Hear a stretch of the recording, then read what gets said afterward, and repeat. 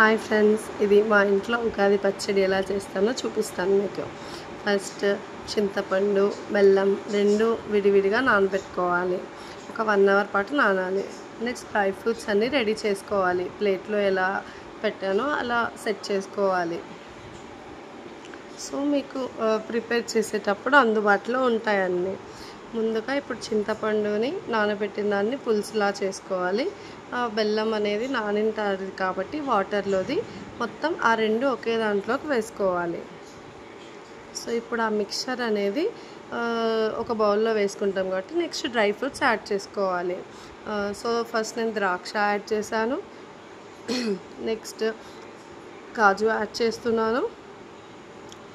So మీకు ఎన్ని dry fruits కావాలంటే అన్నీ యాడ్ చేసుకోవచ్చు. సో ఇంకా సారపప్పు అనేది అవైలబుల్ ఉంటుంది, మీరు అది కూడా వేసుకోవచ్చు. నెక్స్ట్ మామిడికాయ పీసెస్ వేస్తున్నాను. నెక్స్ట్ పచ్చిమిర్చి పీసెస్ కూడా వేసేస్తున్నాను. సో ఇలా మీకు ఎన్ని డ్రై ఫ్రూట్స్ కావాలన్నా వేసుకోవచ్చు. మామిడికాయ పీసెస్ కూడా సన్నగా తరుక్కుంటే మీకు తినడానికి ఈజీ ఉంటుంది. నెక్స్ట్ ఇప్పుడు గసాలు అనేది యాడ్ చేస్తున్నాను. గసాలు అనేవి కొన్ని యాడ్ చేసుకుంటే సరిపోతుంది మీకు ఇష్టం ఉన్నంత. అండ్ నెక్స్ట్ వచ్చేసి పించ్ ఆఫ్ సాల్ట్, మీరు సాల్ట్ కొంచెం యాడ్ చేసుకుంటే చాలా బెటర్గా ఉంటుంది. సో అది కూడా ఒక టేస్ట్ కాబట్టి మనం సాల్ట్ అనేది గ్యారెంటీగా యాడ్ చేసుకోవాలి. సో ఇప్పుడు ఇవన్నీ యాడ్ చేసిన తర్వాత మనకు అలా కనిపిస్తుంది కదా.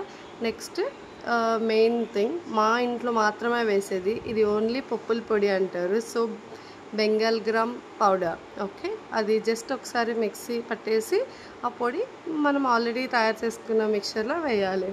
వేసి ఇలా కలపాలి. ఏ ఉంటలు లేకుండా నీట్గా కలపాలి. లాస్ట్లో ఫైనల్గా కొన్ని పప్పులు అలా పైన వేసేసి అన్నీ కలిపేయాలి. అంతే అండి, ఇదే మా ఇంట్లో చేసే ఉగాది పచ్చడి. నేను చిన్నప్పటి నుంచి మా మమ్మీ ఎప్పుడు ఇలాగే చేస్తుంది. మా ఇంట్లో అందరికీ ఫేవరెట్ అయిన ఉగాది పచ్చడి. Thank you friends.